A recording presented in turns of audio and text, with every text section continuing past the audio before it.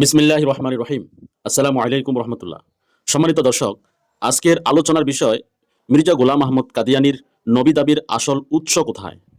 মির্জা গোলাম আহমদের নবুয়ত দাবি নিয়ে আলোচনা করতে গেলে একটি বিষয় প্রথমেই পরিষ্কার হওয়া দরকার।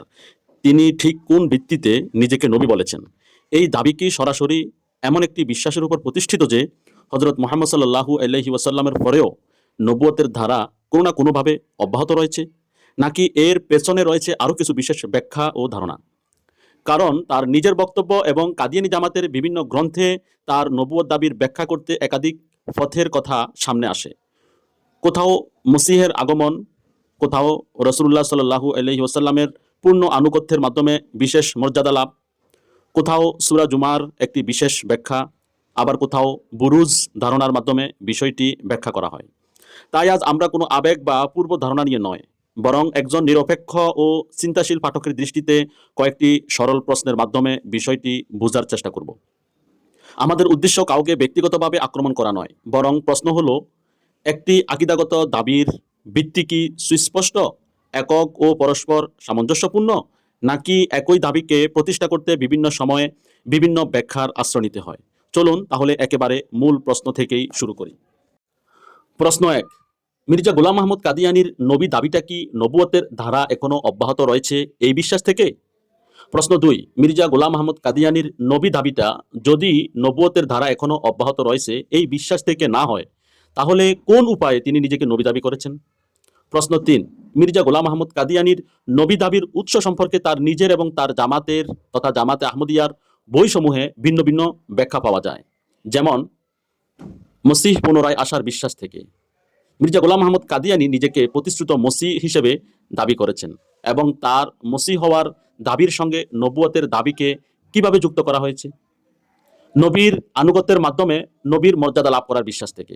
অর্থাৎ কোনো ব্যক্তি হযরত মুহাম্মদ সাল্লাল্লাহু আলাইহি ওয়াসাল্লামের পূর্ণ অনুসরণ ও আনুগত্যের মাধ্যমে এমন মর্যাদা লাভ করতে পারেন যার কারণে তাকে কোনো অর্থে নবী বলা যায়, এই ধারণা থেকে কি তার নবুয়তের দাবি এসেছে?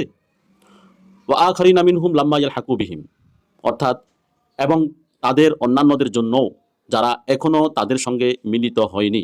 সূরা জুমা আয়াত নাম্বার ৩ ও ৪। এই আয়াতের ব্যাখ্যার মাধ্যমে কি দাবি করা হয়েছে যে হযরত মুহাম্মদ সাল্লাল্লাহু আলাইহি ওয়াসাল্লামের কোনো বিশেষ আধ্যাত্মিক আগমন পরবর্তী যুগে ঘটবে এবং সেই আগমনের মাধ্যমে নবুয়তের কোনো বিশেষ মর্যাদা প্রকাশ পাবে?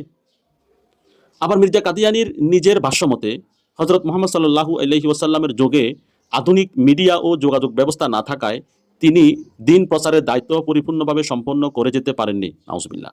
এমন ধারণার ভিত্তিতে কি বলা হয়েছে যে শেষ যুগে আল্লাহ তাআলা সেই দায়িত্ব পরিপূর্ণ করার জন্য হযরত মুহাম্মদ সাল্লাল্লাহু আলাইহি ওয়াসাল্লামের একজন বুরুজ অর্থাৎ তার আধ্যাত্মিক প্রতিরূপ বা দ্বিতীয় সত্তা কাদিয়ানে প্রেরণ করেছেন?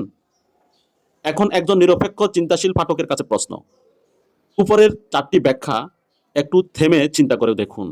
যদি নবুয়তের ধারা বন্ধ হয়ে থাকে, তাহলে কোন অর্থে একজন পরবর্তী ব্যক্তি নবী হতে পারেন?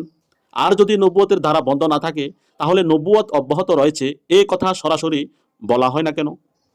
আবার যদি মির্জা কাদিয়ানীর নবুয়তের ভিত্তি হয় মসিহ হিসেবে তার আগমন, মুহাম্মদ সাল্লাল্লাহু আলাইহি ওয়াসাল্লামের আনুগত্যের মাধ্যমে নবুয়তের মর্যাদা লাভ, সূরা জুমার আয়াতের বিশেষ ব্যাখ্যা, অথবা মুহাম্মদ সাল্লাল্লাহু আলাইহি ওয়াসাল্লামের বুরুজ হিসেবে তার আবির্ভাব, তাহলে এই ৪টি ব্যাখ্যা কি একই দাবিকে একই যুক্তিতে প্রতিষ্ঠা করে, নাকি প্রত্যেকটি আলাদা আলাদা ভিত্তির উপর দাঁড়িয়ে আছে? আরও গুরুত্বপূর্ণ প্রশ্ন হলো, মির্জা কাদিয়ানীর নবুয়তের দাবির প্রকৃত ও মূল উৎস কোনটি? তার নিজের বক্তব্য অনুযায়ী একটি নির্দিষ্ট ও সুসংগত উৎস, নাকি পরবর্তী সময়ে তার বিভিন্ন বক্তব্য ও জামাতের ব্যাখ্যা থেকে একাধিক ভিন্ন উৎস দাঁড় করানো হয়েছে? কাজেই প্রশ্ন হলো, মির্জা কাদিয়ানীর নবী দাবির একটি নির্দিষ্ট সুস্পষ্ট ও পরস্পর সামঞ্জস্যপূর্ণ আকিদাগত ভিত্তি কি তার নিজের প্রাথমিক ও পরবর্তী লেখাগুলো থেকে প্রতিষ্ঠা করা সম্ভব, নাকি তার নবুয়তের ব্যাখ্যা দাঁড় করাতে একাধিক পরস্পর ভিন্ন যুক্তির আশ্রয় নিতে হয়?